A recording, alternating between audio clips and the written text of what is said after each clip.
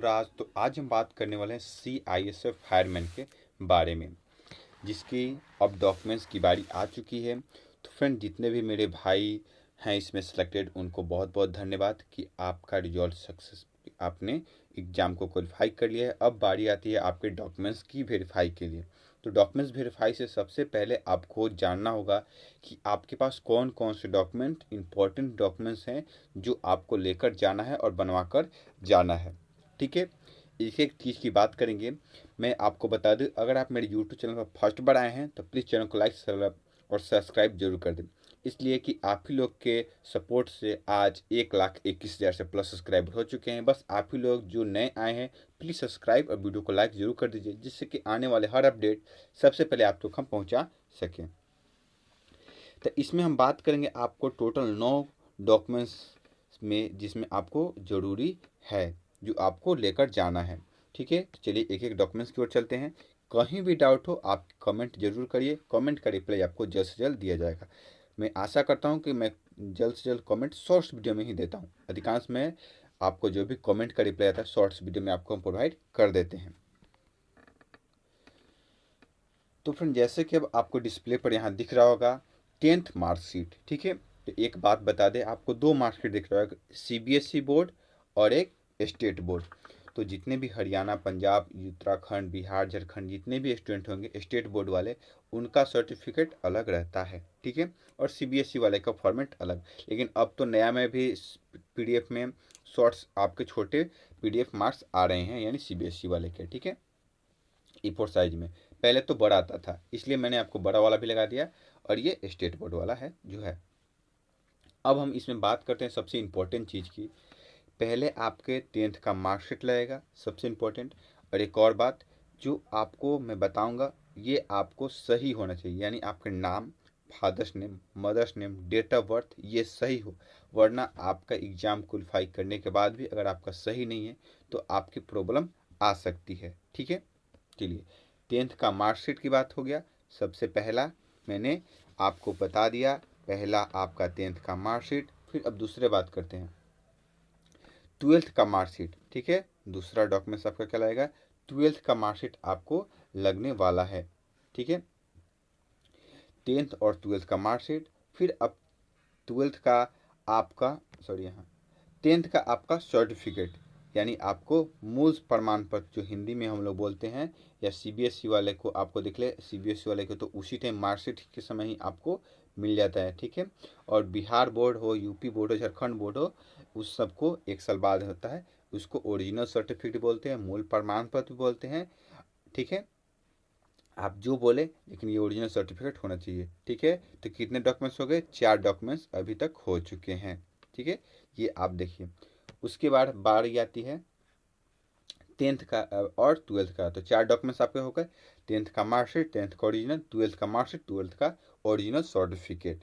चलिए अब बारी आती है हमारी सबसे इम्पोर्टेंट, निवास प्रमाण पत्र। ये जो निवास प्रमाण पत्र आपका होना चाहिए, ये भारत सरकार द्वारा बना होना चाहिए। ठीक है, राज्य सरकार से, सॉरी, राज्य सरकार से बना होना चाहिए, भारत सरकार का नहीं आता है। ठीक है, अब बात करते हैं इसमें किसी किसी राज्य में आपको PRC भी बनता है, वो आप ध्यान रखें, वो अपना PRC भी जरूर बनवा लें। लेकिन निवास प्रमाण पत्र सबसे इम्पोर्टेंट, निवास प्रमाण पत्र में अपना नाम मिस्टेक नहीं होना चाहिए, फादर्स नेम, मदर्स नेम, ये मिस्टेक, इसलिए कि सबसे इम्पोर्टेंट यही आपका मिलाया जाता है।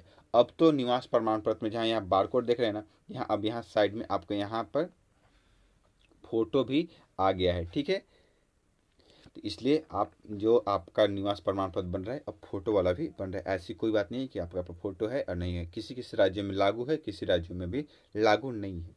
तो चलिए अब नेक्स्ट बात करते हैं।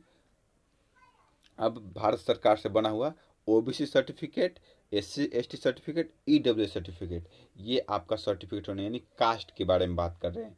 तो हम सबसे इम्पोर्टेंट चीज़ आपको बता दें, ये जो मैं कास्ट के बारे में बोल रहा हूँ और निवास के बारे में बोल रहा हूँ, ये कम से कम आपको SDO लेवल का बना होना चाहिए। ठीक है, और ये एक और बात बता दें, आपके जो फॉर्म फिल हुए थे उसका नोटिफिकेशन आपके पास तो ऑलरेडी होगा, जो उसमें फॉर्मेट दिए गए हैं उस फॉर्मेट में भी आपको बनवा ले जाना है। ठीक है, ये तो जो आपको ब्लॉक के स्तर से बनता है, और आपने ऑनलाइन कर है उसका फॉर्मेट है, ठीक है। और जो फॉर्म में आपको दिया गया उसको प्रिंट आउट करके उसको फॉर्म को फिल करके, और ये भी रखिएगा और ये भी रखिएगा, जो ओबीसी वाले हैं तो मैं बता दूं आपको, आप पहले ओबीसी सर्टिफिकेट बनवाए होंगे उसका फॉर्मेट है जो ऑनलाइन किए होंगे, और जो फॉर्म में फॉर्मेट दिया गया है वो फॉर्मेट आपको निकाल कर प्रिंट कर और साथ ही अपने नज़दीकी ब्लॉक में जहां आपका ब्लॉक है वहां लेकर जाकर कर तो दीजिएगा।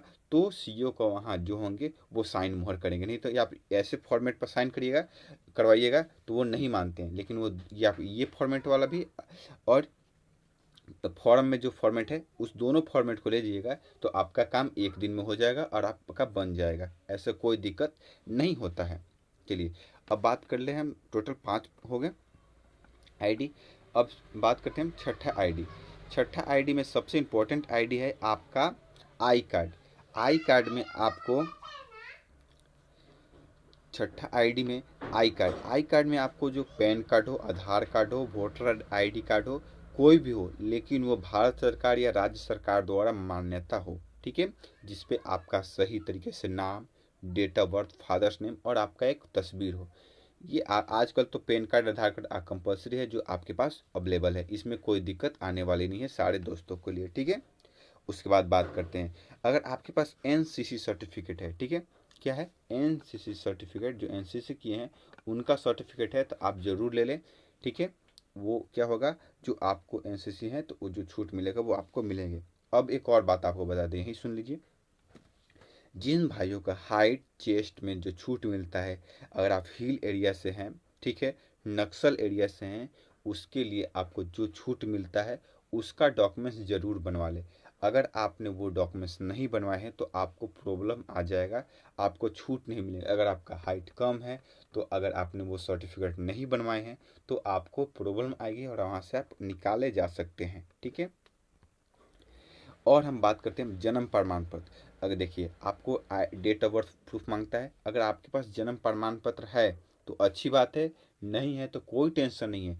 आपका 10th का जो सर्टिफिकेट है और मार्कशीट है उसी को मान लेता है लोग, ठीक है, उसी पर आपका डेट ऑफ बर्थ है उसको भी चल जाएगा। ये नहीं है कि आपके पास डेट ऑफ बर्थ नहीं है तो आपका नहीं होना चाहिए, आपके पास डेट ऑफ बर्थ का प्रूफ हो तो 10th वाला भी चल जाएगा, कोई दिक्कत नहीं। लेकिन आपको एक फिर से बता दें, अगर आप हिल एरिया से आते हैं, नक्सल एरिया से आते हैं, ठीक है, आप ध्यान रखें हाइट में और चेस्ट में आपको छूट मिलता है तो ज़रूर अपना सर्टिफिकेट बनवा लें, इसलिए कि वहाँ आपको जब सर्टिफिकेट मांगा जाएगा अगर उसके बाद आपके पास नहीं होगा तो सबसे बड़ी आपकी दिक्कत होगी कि वहाँ से भी आप निकाले जा सकते हैं। तो मैंने आपको सारा फिगर बाय फिगर बता दिया। अब इतना अच्छा तरीका से तो अब हम और कोई नहीं बता सकता है, इसलिए कि आप ज़रूर इस वीडियो को लाइक कर दें, साथ ही चैनल को सब्सक्राइब कर दें। इसलिए कि मैंने आपको हर एक टॉपिक बाय टॉपिक हर एक चीज़ का मैं फिगर के साथ आपको प्रूफ करके और बता दिया कि क्या क्या आपको लेकर जाना है, ठीक है। इसके बाद भी कहीं अगर डाउट हो तो कमेंट जरूर करें, मैं कमेंट का रिप्लाई आपको जल्द से जल्द दूंगा। जब तक ले जय हिंद दोस्तों, वंदे मातरम।